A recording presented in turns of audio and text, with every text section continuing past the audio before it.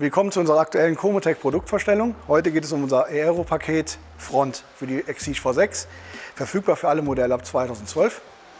Entscheidender Grund für die Entwicklung dieses Kits war, nicht einfach nur Optikteile an das Auto zu bauen, die das optische Verhalten zu verbessern, sondern eigentlich wirklich damit auch eine technische Wirkung zu erzeugen, also eine wirkliche Performance-Steigerung.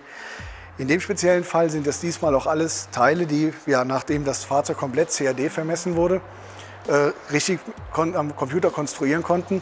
Auch für uns ein Novum in der Form, was Carbonteile betrifft, aber wollten der Zukunft da einfach auch mal nachkommen. Das heißt, wir haben 3 Bauteile entwickelt: eine Rathausentlüftung oben, einen Frontsplitter sowie eine Kotflügelentlüftung für links und rechts natürlich. Die Funktion dieser 3 Bauteile ist relativ einfach zu beschreiben. Zielgebung ist die Verbesserung des Abtriebs, wie schon gesagt. Ich habe einen Frontsplitter mit Vanes, die sich also in einer Kanalform Luft in die Radläufe bringen. Das bringt mir Unterdruck, somit Abtrieb auf der Vorderachse. Die Luft strömt ein und kann über die Rathausentlüftung auf der Oberseite, die natürlich offen zum Rad ist, sowie die Rathausentlüftung auf der Rückseite entweichen. Somit erzeuge ich damit einen geschlossenen Luftfluss, schließe meine Radläufe seitig ab und habe eine vernünftige Anströmung, nicht nur der Front, sogar auch der Heckpartie und des Heckflügels. Diese Bauteile sind komplett nachrüstbar. Die Front, die Lufteinlassgitter von oben, werden im Endeffekt über eine kleine Kante einfach nur eingesetzt. Das heißt, ich habe eine Folie, schneide einen sauberen Ausschnitt in der Front aus, kann es in die Front, das ist jetzt natürlich die andere Seite, sauber einsetzen und habe einen ganz minimalen kleinen Kleberand. Die Gitter sind exakt der Form nachgebildet, was den Vorteil der CAD-Konstruktion natürlich ist, dass ich die komplette Form damit habe. Das heißt, es ist absolut flächenbündig und somit kann ich auch nur mit einer ganz minimalen 3 mm Kunststoffkante aufbauen. Es wirkt optisch, als wäre es eigentlich ein Teil der Front. Ich spare mir Lackierkosten sowie Laminierkosten, weil ich es halt einfach mit einem relativ überschaubaren Aufwand in Eigenleistung einsetzen kann. Das ist technisch hier meiner Ansicht nach einer der großen Vorteile. Das Radlaufpanel wird auch 1:1 gegen das vorhandene Teil gewechselt. Das heißt, es wird einfach der Kotflügel abgeschraubt, 6 Schrauben, fertig, austauschen, sauber einstellen, kann man das 1:1 wechseln. Der Frontsplitter an sich ist, jeder, der den schon mal demontiert hat, original zweiteilig. Ein vorderes Splitterteil, hinten ein Blech, was im Unterboden integriert ist. Wir haben das geändert und haben den aus einem Teil gemacht. Einfach auch für die aerodynamischen Maßnahmen, weil nur damit kann ich eigentlich überhaupt einen Abtriebsvorteil erzeugen. Macht das Auto mal hoch, zeige ich das mal von unten, dann könnt ihr das auch besser sehen.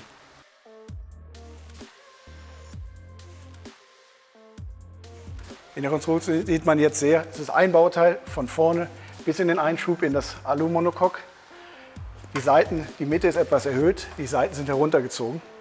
Man muss die Seiten runterziehen, um eine Aufwindbewegung zu bekommen, die wir durch diese Kanäle hier erzeugen. Das ist klar, wir haben einen sogenannten Rake von vorne nach hinten erzeugt.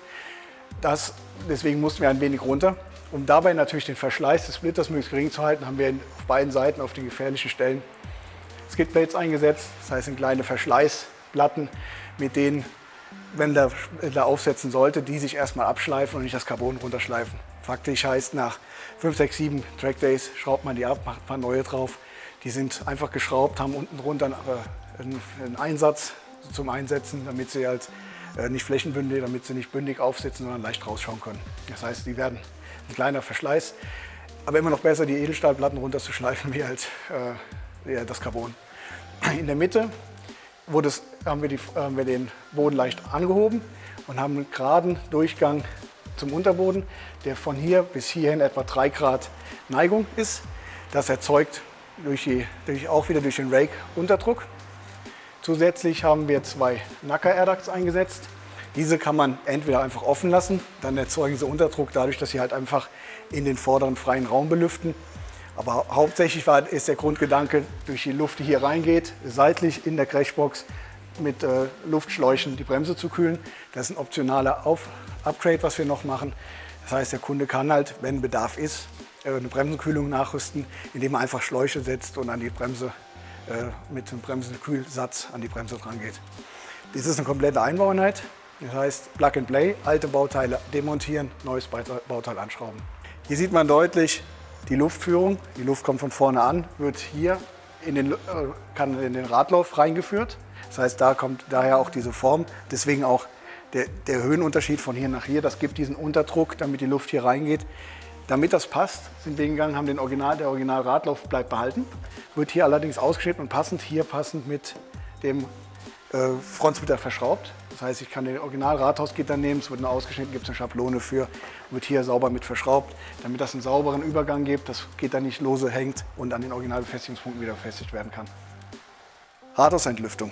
Da wir jetzt die neue Rathausentlüftung entwickelt haben, war ja einer der Aspekte, nicht die komplette Front demontieren, Teile einlaminieren, lackieren, das was normalerweise bei den Rathausentlüftungen notwendig ist, wie Lotus sie zum Beispiel anbietet, sondern ein Bauteil zu haben, was man mit überschaubarem Aufwand selber montieren kann, ohne große Lackierarbeit oder eigentlich ganz ohne Lackierarbeit, was trotz allem sehr formschlüssig und qualitativ hochwertig aussieht. Ich habe das auch mal vorgeplant. Auf der einen Seite ist es schon drin. Hier würden wir es jetzt einfach mal zusammen machen. Das heißt zusammen, ich mach's, film's mit, könnt ihr sehen, wie einfach das wirklich funktioniert. Ist relativ simpel. Ich brauche dafür eigentlich die Rathausentlüftung. Wir haben eine spezielle Schablone, die wird jedes Mal mitgeliefert mit jeder Entlüftung, die auf die Front aufgebracht wird, sich mit den Eckpunkten genau positioniert. Und durch diese Positionierung habe ich einen genauen Platz meiner Entlüftung. Deswegen auch so wichtig, weil ich erstens mal dann beide Seiten exakt gleich habe und dadurch, dass die Bauteile über CAD geformt wurden, nehmen sie exakt die Form der Front an. Das heißt, verschiebe ich es zu weit nach vorne, nach hinten, passt meine Wölbung des Bauteils nicht mehr und somit habe ich einen Spalt zwischen Bauteil und meiner Front. Schritt 1 ist also Arbeitsplatz vorbereiten, die Folie aufbringen und damit dann erstmal das Schnittmuster zu haben. Ich sprühe nochmal, befeuchten, Folie sauber auflegen, auf die Endpunkte schieben. Das heißt, du musst noch ein bisschen hoch. Das erfordert, wenn sie nass ist, kann man beliebig schieben. Ich habe hier oben den Endpunkt. Ja. Du hast unten die Endpunkte. Und somit ergibt sich die genaue Position. Optimalerweise mit einem Rakel das Wasser rausrakeln. Einsprühen, wie man dann normalerweise feuchten Aufkleber oder nassen Aufkleber aufbringt. Schauen, dass die Endpositionen sauber sind, keine großen Falten drin. Durch den Verzug. Es ergibt sich durch Endpunkt oben und unten. So, wenn all diese Punkte sind, nimmt man, wie ich in dem Fall, eine Tesla Tankkarte für Super Plus. Reibt sauber die Luft raus.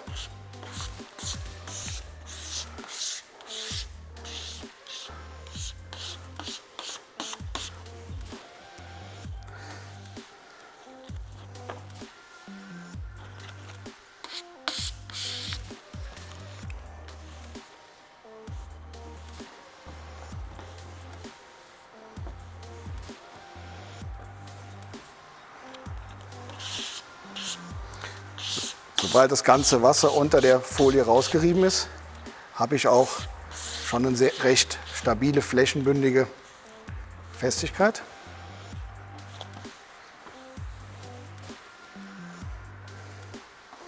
Der große Vorteil ist, dass ich jetzt nicht nur eine Schablone habe, nach der ich genau meinen Ausschnitt machen kann. Ich habe auch den zweiten Vorteil, dass ich natürlich beim Schleifen, beim Bearbeiten einen automatischen Schutz habe, weil diese Folie ist keine Panzerfolie, aber sie ist so dick, dass wenn man mal ausrutscht, wenn man mal drüber geht, keine Kratzer in den Lack macht.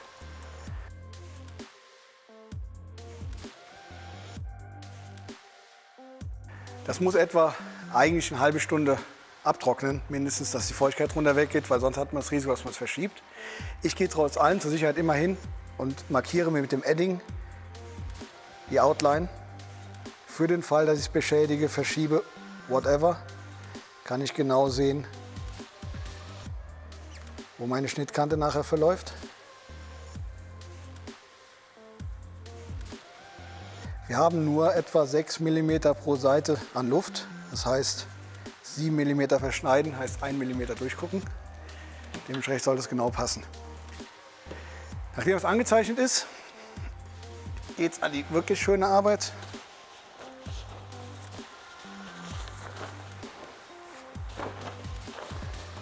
Auto abdecken. Ich bearbeite das mit einem feinen Multimaster. Geht auch mit einem Dremel, in jedem Haushalt ähnlichen Fachgerät dafür. Muss jeder für sich selber entscheiden.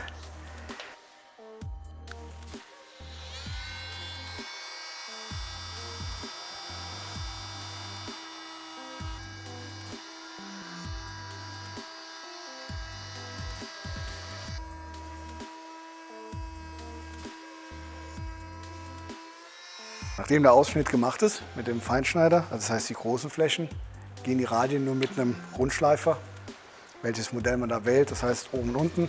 Ich habe in dem Fall dafür extra 2 Schleifaufsätze, einen großen, einen kleinen. Damit arbeite ich die Ecken sauber aus, um da auch noch die Radien hinzubekommen, damit das sauber passt. Das ist jetzt mein nächster Arbeitsgang.